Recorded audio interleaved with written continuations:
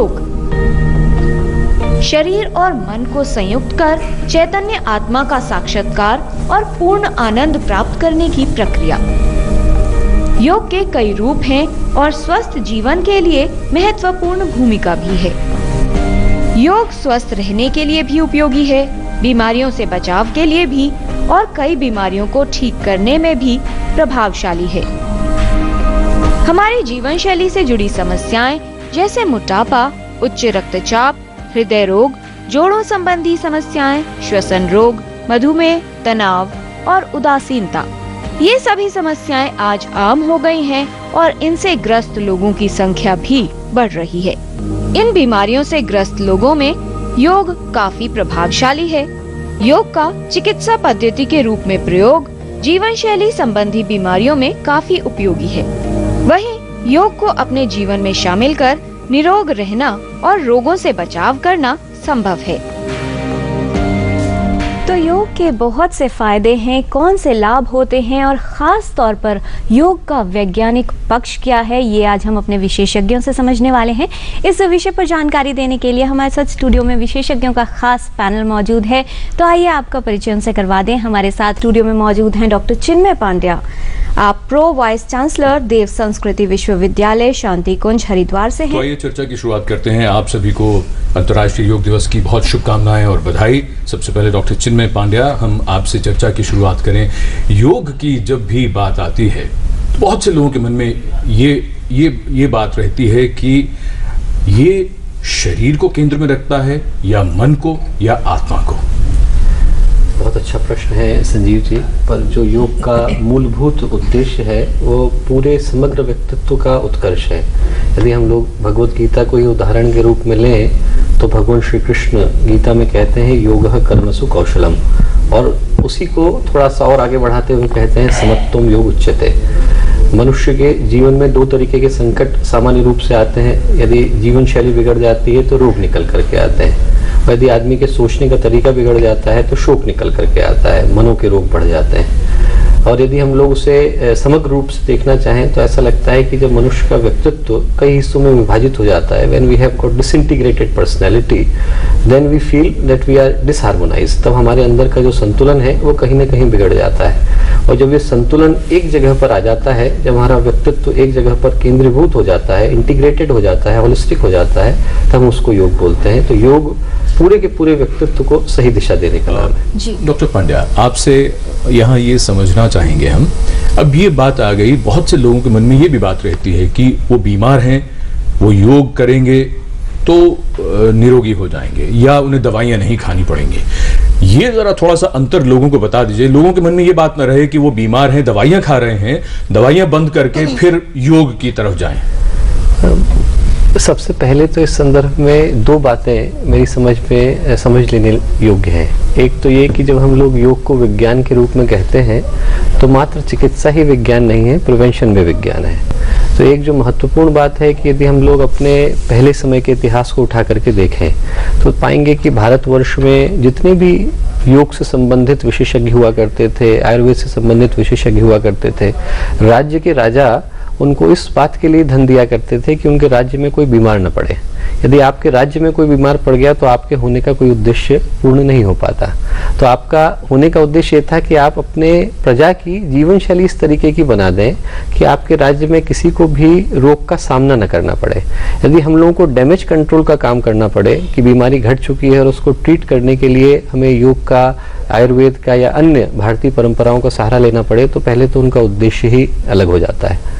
दूसरी बात एक महत्वपूर्ण जो डॉक्टर साहब के कहने से निकल करके आई कि हम लोग जब शब्द स्वस्थ का इस्तेमाल करते हैं तो स्वस्थ शब्द का अर्थ है कि जो अपने आप में स्थित हो गया हो, स्व में जो स्थित हो गया हो, जो अपने अंदर स्थित हो गया, जो अपनी आत्मा के अंदर, अपने उद्देश्य के अंदर स्थित हो गया, उसका जीवन अपने आप ही सभी आयामों में संतुष्ट और अपने आप ही सभी आयामों में संतुलित हो जाता है। तो स्वस्थ होने का मतलब मात्र शरीर के रोगों से निवृत्ति पाना नहीं है, बल्कि मन के कष्टों से निवृत्ति पाना भी है और आत्मा को भी सही। डॉक्टर पांड्या, ये बताएं कि जब आजकल हम देख रहे हैं सभी लोग योगासन कर रहे हैं और योग करने की बात पर बहुत ज्यादा झुकाव है, लेकिन योग करने से ये समझ आता है कि आप योगासन करें, प्राणायाम करें, योग इनसे बढ़कर कहाँ तक जाता है? देखिए, मैं इस संदर्भ में कहना चाहूँगा कि एक तो मैं स्वयं एक शैक्षिक संस्थान का प्रतिनिधित्व कर रहा हूँ, तो योग के बहुत सारे आयाम हैं। योग एक शिक्षा पद्धति के रूप में भी विकसित हो चुका है, चिकित्सा पद्धति के रूप में तो विकसित था ही था। इसके अतिरिक्त योग का जो एक महत्वपूर्ण पक्ष है वो एक साधना के रूप में है। तो देव संस्कृति विश्वविद्यालय पंडित श्री राम शर्मा आचार्य जी द्वारा प्रणीत था। उनने सामान्य व्यक्तियों के करने के लिए एक छोटी सी परंपरा प्रारंभ करी थी, जिसका नाम उन्होंने प्रज्ञा योग दिया। प्रज्ञा योग का एक एस्पेक्ट तो आसन व्यायाम है, जिसमें शरीर के रोगों का शमन किया जा सकता है, पर उसका एक साधारण सा हिस्सा योग का साधनात्मक पक्ष है। और साधनात्मक पक्ष ऐसा है जिसको कोई भी व्यक्ति कहीं पे भी कर पाने की स्थिति में है। उन्होंने कहा कि हर व्यक्ति यदि ये मान करके चले कि उसको एक ही दिन जीवन जीने के लिए मिला है, यदि हम लोग सुबह उठें और उस समय को हम आत्मसमीक्षा के लिए ले लें कि हमारे पास ये सोचने के लिए समय हो कि यदि यही दिन है मेरे पास जीने के लिए, तो मैं दिन को किस तरीके से जीना चाहता हूँ, कितनी खूबसूरती के साथ जीना चाहता हूँ। हर दिन नया जन्म, हर रात नई मौत, उनका कंसेप्ट था।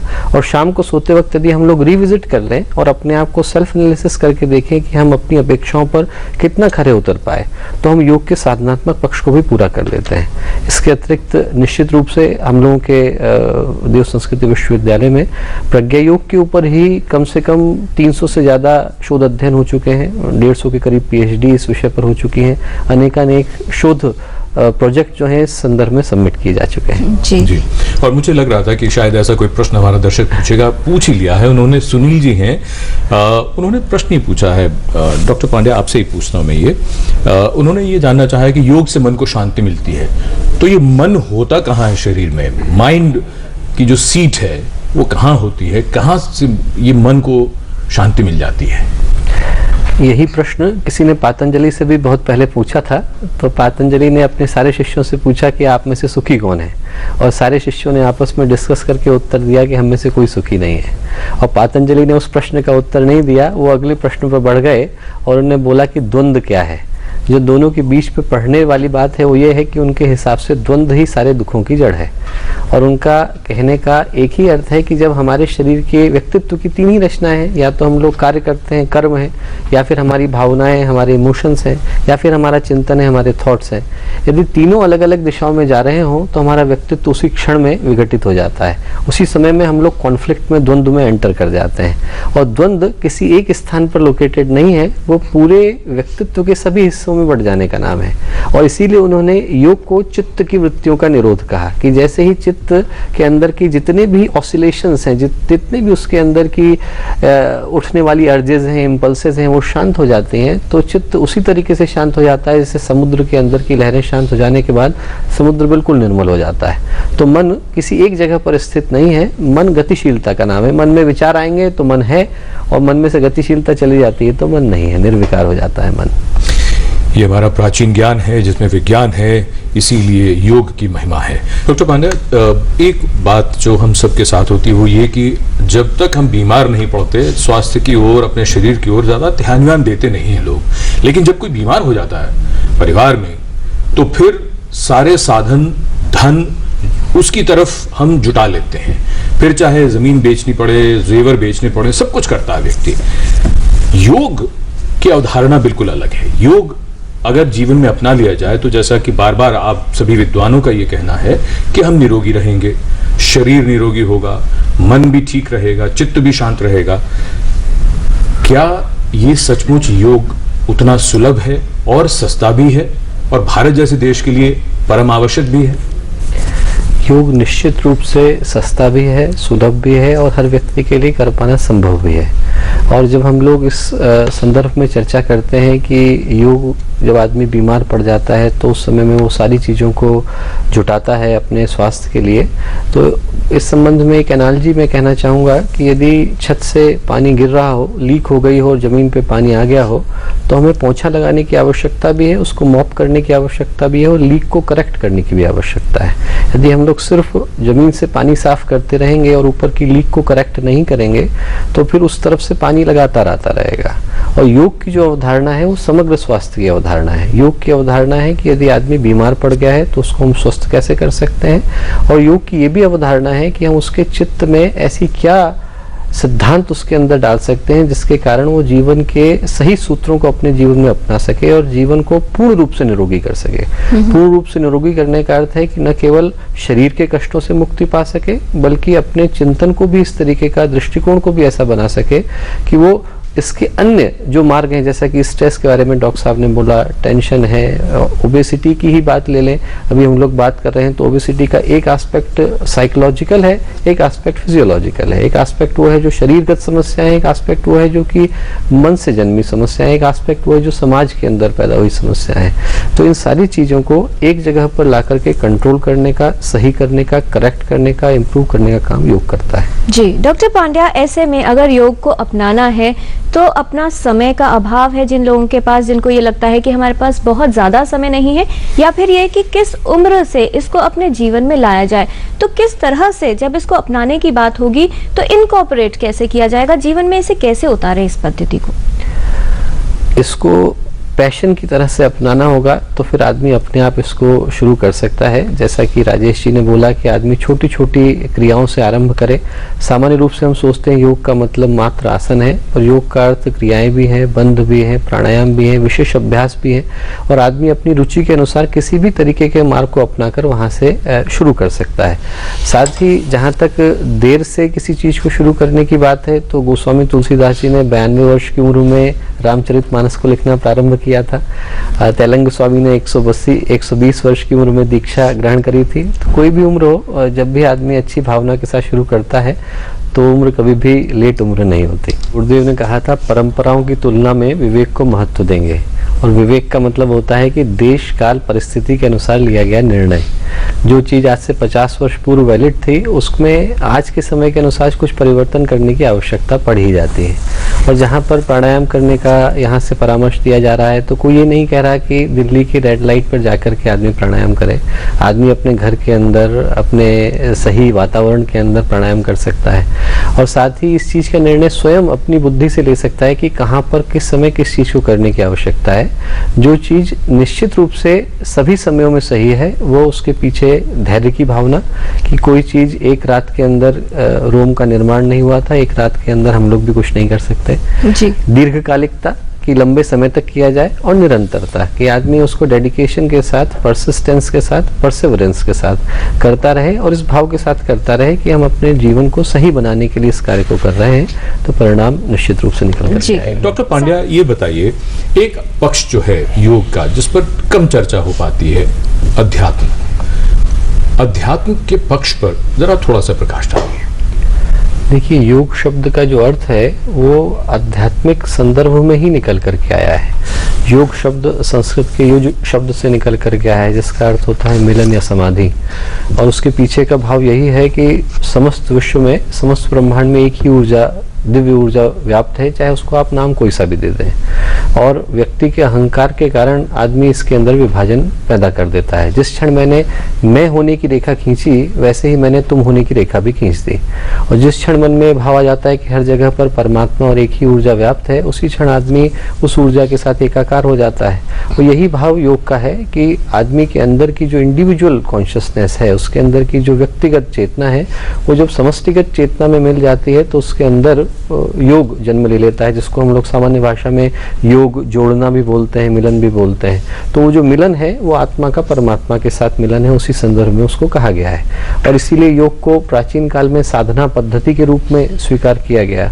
बाद में सारी परंपराएं निकल करके आई। यदि देखा जाए तो जो सबसे प्राचीन है, जिसको हम लोग पतंजलि योग के नाम से जानते हैं, उसमें तो आसन का जिक्र मात्र 2 सूत्रों के अंदर आया है, स्थिरम सुखम आसनम। यदि आप स्थिर हैं और सुखी हैं तो फिर आप आसन के अंदर हैं। यदि आपके को मैं हथकड़ी लगा दूं, आपके ऊपर चढ़ करके बैठ जाऊं, तो आप स्थिर हो सकते हैं, सुखी नहीं हो सकते जी। तो जब आदमी का अंतर्मन सुखी होता है, अंतर शांत हो जाता है, तो ऑटोमेटिकली आसन के अंदर आ जाता है। यही योग का मूल उद्देश्य है। और टोटल हेल्थ में ये समय है सेगमेंट हेल्थ पहेली का। एपिसोड 578 का सवाल था कि तंबाकू छोड़ने के लिए इनमें से क्या उपयोगी नहीं है। सही जवाब है ऑप्शन सी, पान और सुपारी का अधिक सेवन उपयोगी नहीं है तंबाकू छोड़ने के लिए। कौन बने हैं इस पहेली के लकी विजेता, ये भी आपको जरूर बताएंगे, लेकिन उससे पहले देखते हैं क्या सवाल है आज की हेल्थ पहेली में। आपको बताना है कि यम, नियम, आसन, प्राणायाम, प्रत्याहार, धारणा, ध्यान और समाधि ये सब किसके अंग हैं? ऑप्शन ए तंत्र योग, ऑप्शन बी हठ योग या फिर ऑप्शन सी अष्टांग योग। आप अपने जवाब हमें 2 हफ्तों तक भेज सकते हैं। हमारा पता है total health, DD news, room number 505, tower B, Doordarshan Bhavan, Mandi house, Copernicus Marg, new Delhi 110001 या ईमेल कर सकते हैं totalhealth@gmail.com पर।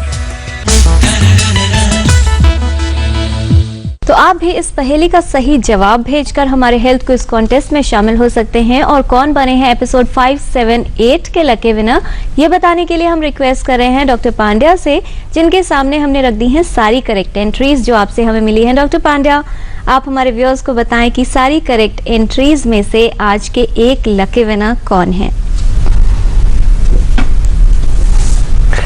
जी, लकी विनर हैं चिराग मित्तल फ्रॉम हिसार, हरियाणा। डॉक्टर चिन्मय पांड्या, योग के योग को अगर चंद शब्दों में बयां करना चाहें तो क्या कहेंगे आप? मैं सिर्फ इतना कहना चाहूँगा कि देखिए, हम लोग विज्ञान के विषय में बोल रहे थे। आपकी जो टैगलाइन है ज्ञान है योग, विज्ञान है योग, और मैं बताना चाहूँगा कि मैं खुद एक मेडिकली ट्रेन डॉक्टर हूँ। 9 वर्ष तक लंदन में डिपार्टमेंट ऑफ न्यूरो साइंसेस में कार्य किया। पर मैं ये कहना चाहूँगा कि हर चीज़ यदि विज्ञान की कसौटी पे उतरे तभी हम उसको स्वीकार करें, ये आवश्यक नहीं है। हमारी माँ हमें प्यार करती है, इसको किसी विज्ञान की कसौटी पर खरा उतरने की आवश्यकता नहीं। बुद्ध किसी लेबोरेटरी पे प्रूव हो तभी वो बुद्ध कहलाएंगे, ऐसा भी आवश्यक नहीं। हर चीज़ की अपनी लिमिटेशंस है और हम लोगों को उस लिमिटेशन से पार जाकर के अपने विज्ञान को समझने की आवश्यकता है। जी, इस तमाम जानकारी के लिए बहुत धन्यवाद देना चाहेंगे डॉक्टर पांड्या। तो विशेषज्ञों ने जो लाभ हैं इसके वो तो बताए हैं, और साथ ही ये समझने की जरूरत है कि योग के लिए किसी प्रमाण का इंतजार न करें, आप इसे खुद प्रैक्टिस करें, योग को खुद अपनाएं और देखें कि इसके लाभ क्या हैं। जिन्होंने अब तक योग नहीं किया है और जब वो योग करना शुरू करेंगे तब समझ में आएगा कि अब तक वो क्या मिस कर रहे थे। मन पर नियंत्रण हो, शरीर लचीला हो और उसके साथ साथ आध्यात्मिक दृष्टि से संतुष्टि हो, इससे बड़ी चीज कोई इंसान क्या मांग सकता है।